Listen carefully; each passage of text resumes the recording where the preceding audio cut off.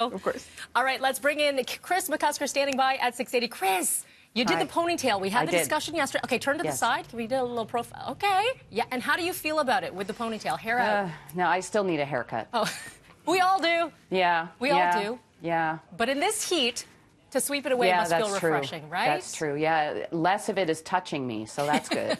Always good. Good morning to you, Kris. Good morning. We are continuing our bank earnings reports through the week. Who are we looking at today?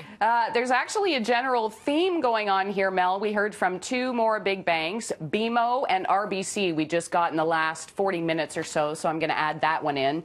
Over at Bank of Montreal, it did miss second quarter estimates, reported a profit of $500 million, or about $1 a share. That was down from last year.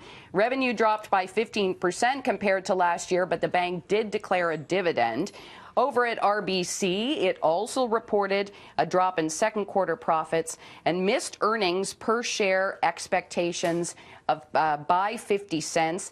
Now, it's also reporting a provision for credit losses of $2 billion versus $426 million last year. It also declared a dividend. So the bank's obviously under pressure because of the pandemic. Now, yesterday, we did see financial stocks move higher. We heard from Scotiabank yesterday morning. That provided a lift to Bay Street. We'll see if the financial stocks help the TSX again today. It is trying for a fourth winning day, and U.S. markets poised for a winning start to the session, looking past the new tensions between the U.S. and China and looking instead to some new stimulus in the Eurozone. So we've got futures markets moving higher. That signals a positive start to the day on Wall Street. So many factors at play here, Kris. Yes. Let's talk about Toronto Star. This is big. Yeah, this is really interesting. The Toronto Star is going to go private, and it's thanks to a couple of well-known Canadian families. Now, the company, which owns the Toronto Star, along with more than 70 other newspapers, agreed to be taken private by Nordstar Capital. That is controlled by the Rivet and the Bitov families. The group will acquire Torstar Corporation for roughly $51 billion. And this really marks the end of an era for the paper.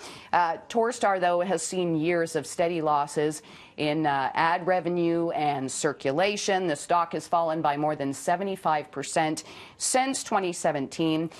We are hearing that Torstar CEO John Boynton will continue in his role, but then former Ontario Premier David Peterson will serve as vice chair. So that's an interesting change there, and we'll see what happens with the newspaper going forward, how much it changes now that it's a private company. That's the key, right? To see how it'll shift. Yeah. Okay, all eyes on the countdown. 3, 2, 1, launch, blast off. Yeah, this is this kind of makes my stomach queasy. I don't know about you, but I will not be going into space anytime soon. Two NASA astronauts, though, will go into orbit today at 4:33 p.m. Eastern. Of course, as always with these things, weather permitting. It should take 8 to 10 minutes for them to reach orbit, and then they will dock with the International Space Station tomorrow. Now, this whole space travel thing turning into a bit of a business, I would say, with several companies, several public companies growing their franchises. Now, SpaceX is connected to Tesla's Elon Musk. Jeff Bezos, who is the head of Amazon, has Blue Origin. And then Richard Branson is also funding a rocket launch company called Virgin Orbit. So the space launch business, Mel, valued at about $6.2 billion as of 2018. But here's the thing. Between 2015 and 2018, it has grown by about 5% on average a year.